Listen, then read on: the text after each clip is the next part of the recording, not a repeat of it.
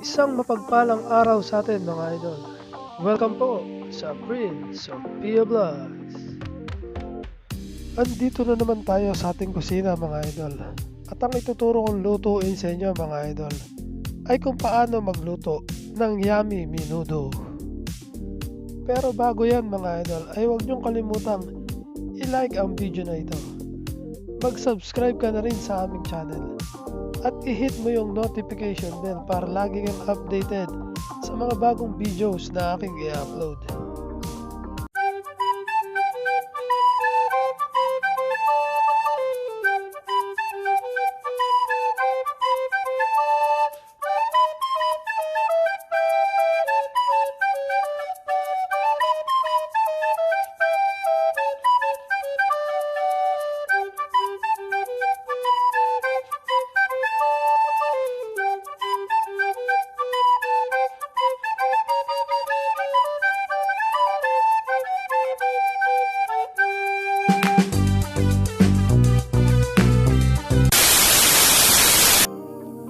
Pamintang buo, dahon ng laurel, at asin. Yan ang gagamitin natin mga idol sa pagpapakulo at pagpapalambot ng ating baka. Yan mga idol, makikita natin na naglutangan na yung taba ng baka. Aalisin lang natin yan lahat ng taba ng baka na yan dahil unhealthy ang taba na yan mga idol. Yan mga idol, kapag natanggal na natin lahat ng taba ay titimplahan na natin siya. Lagyan na natin ng laurel at paminta at ng asin. Dalawa ang purpose yan mga idol, kaya ako pinakuluan yan ng gabi pa lang. Una ay para mabilis lumambot yung baka natin. At pangalawa ay hindi na tayo bumili ng broth cubes dahil yung broth niyan o sabaw ay pwede na natin gamitin pansabaw sa ating menudo. Umpisahan na natin magluto. Una ay magpainit tayo ng kawali at lagyan natin yung mantika.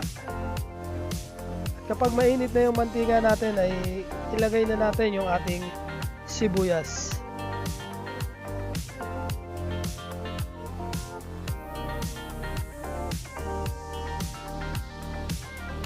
Kapag luto na yung sibuyas natin mga idol ay isunod agad natin yung ating bawang.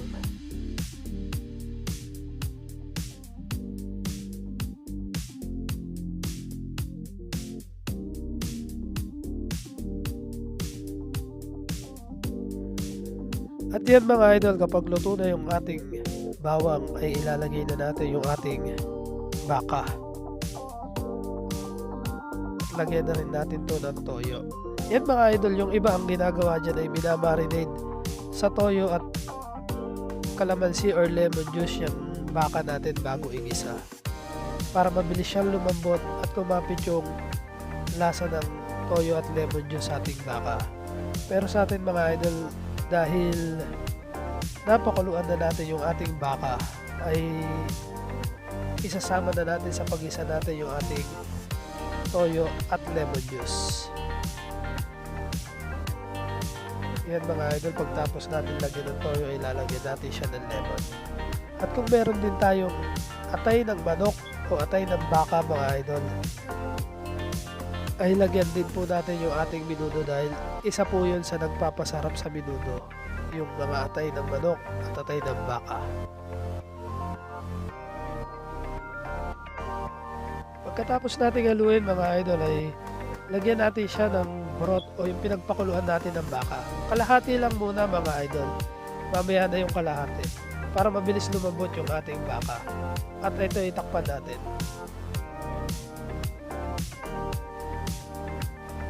Yan mga idol, kapag nakita natin na kumukulo na siya ay isunod nating ilagay yung hotdog natin.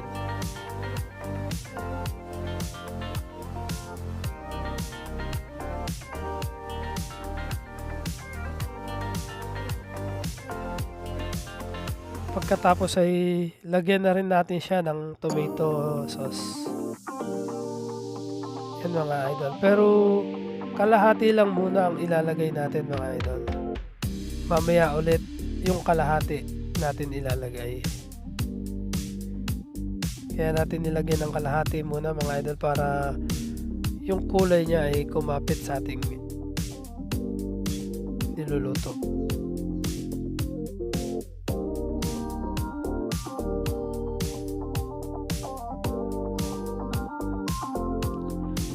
At yan mga idol, kapag kumulo na siya ay isunod naman natin yung ating patatas.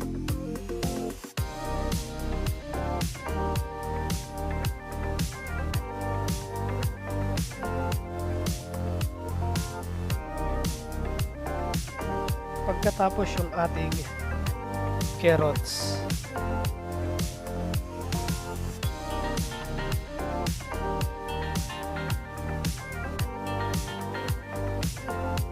Yan mga idol, kapag nailagay na natin yung ating patatas at carrots ay ilalagay naman natin yung natira nating broth o yung pinagpakuluan ng ating baka. Yan, kaya kalahati lang ang nilagay natin kanina ay para palambutin yung baka. Ngayon yung kalahati ay para palambutin naman yung carrots natin at patatas. At yan mga idol, nakita natin na kumukulo na yung ating niluluto. Haluin lang natin ng konti yan mga idol. Pagkatapos ay titimplahan na natin yan.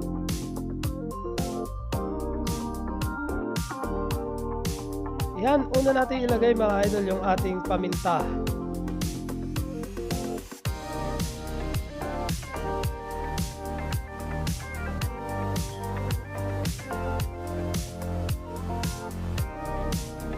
Pagkatapos yung ating magic sarap. Yan, calling the attention ng mga idol natin dyan sa magic sarap. Baka naman po mga idol.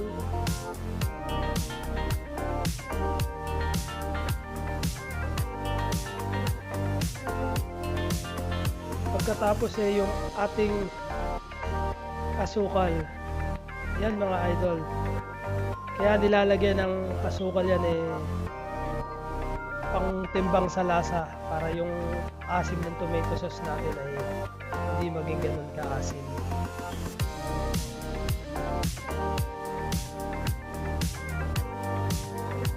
Yan mga idol, pagkatapos ay ilagay na natin yung natitira nating tomato sauce, yung kalahati pang tomato sauce para mabilis lumapot yung sauce ng ating menudo.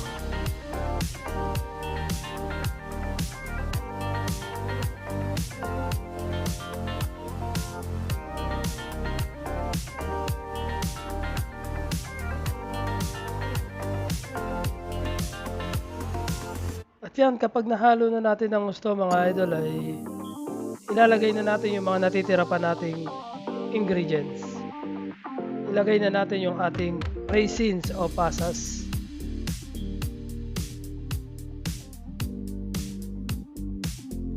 Tapos yung ating green peas.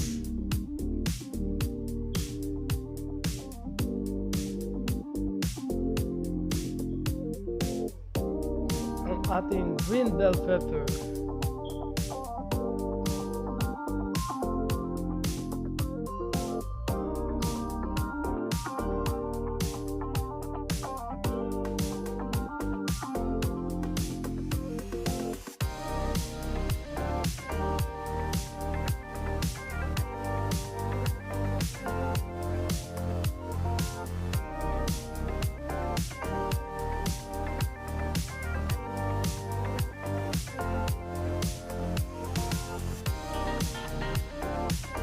At yan mga idol, nakita natin na medyo malapot na yung sauce natin. So para mas lumapot pa yan at mas maging yummy yung ating menudo, ay lalagyan natin yan ng cheese. Ikakadka rin lang natin yung ating cheese o lalagyan natin yan ng grated cheese. Yan mga idol, para lumapot siya at maging yummy yung ating menudo.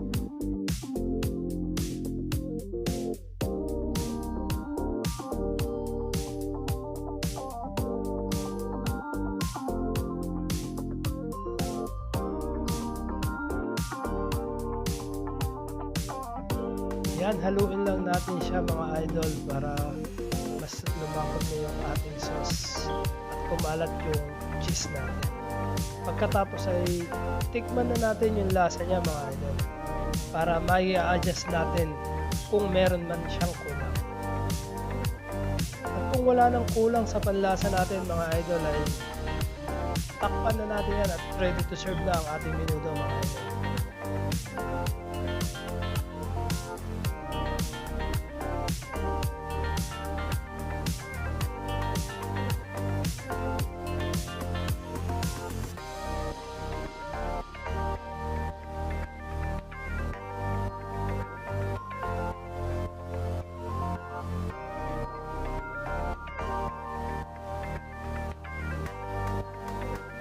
At yan na mga idol ang finished product ng ating yummy menudo. Ready to serve na siya at pwede nang kainin. Pwede siya mga idol na pang-ulam sa araw-araw o kaya ay sa panghandaan. Siguradong hindi kayo mapapahiya sa inyong mga bisita. Kung nagustuhan nyo mga idol ang sarili kong version ng yummy menudo at gusto mo rin gumawa ng sarili mong version nito, ay huwag mong kalimutang bisitahin ang description below at ilalagay ko doon ang eksaktong sangkap ng ating yummy menudo. Mega love shoutout sa aking team Hotdog family. Maraming salamat sa inyo mga idol sa panonood ng aking mga videos. At mega love shoutout din sa aking tropang Arats family. Maraming salamat sa walang sawang suporta sa akin. At maraming salamat din sa mga taong nanonood ngayon sa aking premiere. Maraming salamat sa inyo mga idol. Sana ay huwag kayong magsasawang manood ng aking mga ina-upload na videos.